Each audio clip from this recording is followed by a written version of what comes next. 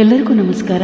ನಾಳೆ ಅಂದರೆ ಮಂಗಳವಾರ 5/5/2026 ಅಂಗಾರಕ ಸಂಕಷ್ಟಹರ ಚತುರ್ಥಿ ಇದೆ.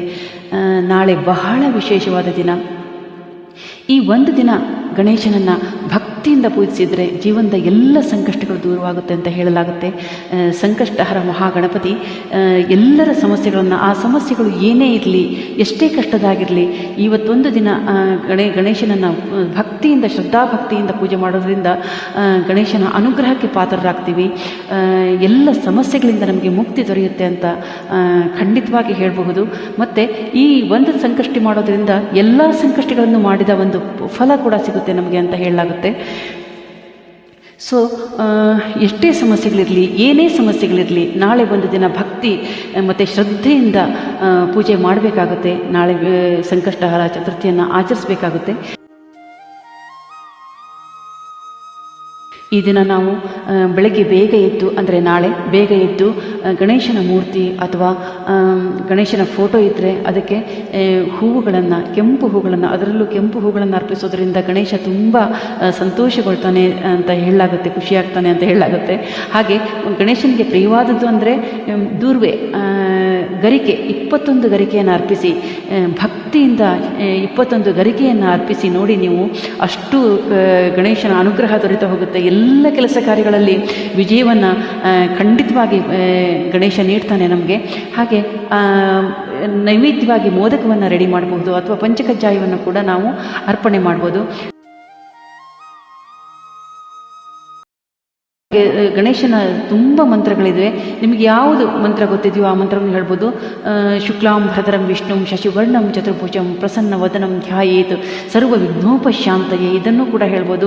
ನಿಮಗೆ ಗೊತ್ತಿರೋ ಯಾವುದೇ ಮಂತ್ರ ಹೇಳಿ, ಆದರೆ ಓಂ ಗಂ ಗಣಪತಿಯೇ ನಮಃ ಅನ್ನೋದನ್ನು ಮಾತ್ರ 108 ಬಾರಿ ಆದಷ್ಟು ಜಪ ಮಾಡಲಿಕ್ಕೆ ಪ್ರಯತ್ನ ಮಾಡಬೇಕು ಇದನ್ನು. ಮತ್ತು ಸಂಜೆ ಚಂದ್ರನ ದರ್ಶನ ಆದ ನಂತರನೇ ಉಪವಾಸವನ್ನು ಮುಗಿಸ್ಬೇಕಾಗುತ್ತೆ. ಚಂದ್ರನ ದರ್ಶನ ಆದ ನಂತರನೇ ಉಪವಾಸ ಇದ್ದವರು ಊಟ ಮಾಡಬೇಕಾಗತ್ತೆ.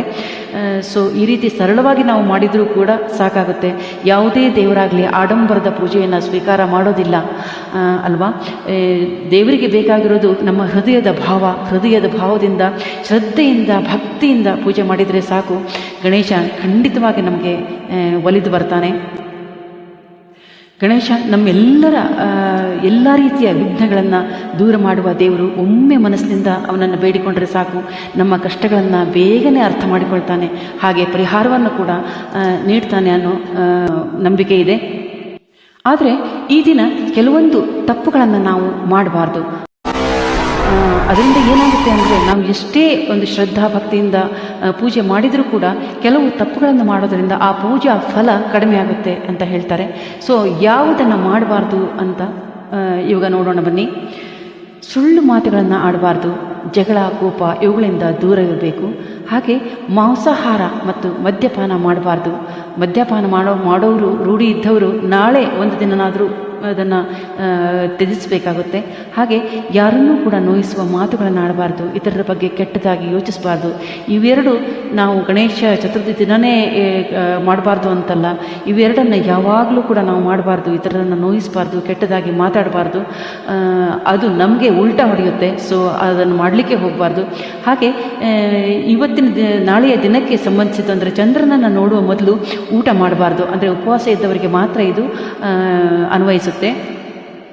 ಚಂದ್ರನನ್ನು ನೋಡಿಯೇ, ಚಂದ್ರನಿಗೆ ಅರ್ಘ್ಯ ನೀಡಿನೇ ಆಮೇಲೆ ಗಣೇಶನಿಗೆ ನೈವೇದ್ಯ ಅರ್ಪಿಸಿ ನಾವು ಊಟ ಮಾಡಬೇಕಾಗತ್ತೆ. ಮತ್ತು ದೇವರ ಪೂಜೆಯನ್ನು ಏನೋ ಯಾರೋ ಹೇಳ್ತಾರಲ್ಲಪ್ಪ ಮಾಡಬೇಕು ಅಂತ ಮಾತ್ರ ಮಾಡಬಾರ್ದು, ಅಂದರೆ ಅಲಕ್ಷ್ಯವಾಗಿ ಮಾಡಬಾರ್ದು. ಈರುಳ್ಳಿ ಮತ್ತು ಬೆಳ್ಳುಳ್ಳಿಯನ್ನು ಖಂಡಿತವಾಗಿ ನಾಳೆ ಒಂದು ದಿನ ನಾವು ಬಿಡಬೇಕಾಗುತ್ತೆ, ಮಾಡಬಾರ್ದು. ಮತ್ತು ಸತಿಪತಿಯರು ಬ್ರಹ್ಮಚರ್ಯವನ್ನು ಆಚರಣೆ ಮಾಡಬೇಕಾಗುತ್ತೆ ನಾಳೆ ಒಂದು ದಿನ. ಇನ್ನೊಂದು ಮುಖ್ಯವಾದ ವಿಷಯ ಅಂತಂದರೆ, ಗಣೇಶನಿಗೆ ನಾಳೆ ತುಳಸಿಯನ್ನು ಮಾತ್ರ ಅರ್ಪಣೆ ಮಾಡಬಾರ್ದು. ತುಳಸಿಯನ್ನು ಯಾವಾಗಲೂ ಅರ್ಪಣೆ ಮಾಡಬಾರ್ದು, ಆದರೂ ನಾಳೆ ಅಪ್ಪಿತಪ್ಪಿಯೂ ಕೂಡ ತುಳಸಿಯನ್ನು ಅರ್ಪಣೆ ಮಾಡಬಾರ್ದು. ಇದಿಷ್ಟನ್ನು ನಾವು ನೆನ್ಪಿಟ್ಟುಕೊಂಡು ಮಾಡಬೇಕಾಗುತ್ತೆ. ಸೊ ಗಣೇಶನ ಸಂಕಷ್ಟಹರ ಚತುರ್ಥಿ ದಿನವನ್ನು ಚಂದದ ರೀತಿಯಲ್ಲಿ ಶುಭ್ರತೆಯಿಂದ, ಶ್ರದ್ಧಾ ಭಕ್ತಿಯಿಂದ ಆಚರಿಸಿ ಎಲ್ಲ ಪುಣ್ಯ ಫಲಗಳನ್ನು ಪಡಿತಾ ಎಲ್ಲರಿಗೂ ಕೂಡ ಸಂಕಷ್ಟಹರ ಚತುರ್ಥಿಯ ಶುಭಾಶಯಗಳನ್ನು ಹೇಳ್ತಾ, thank you so much for watching. ಧನ್ಯವಾದಗಳು.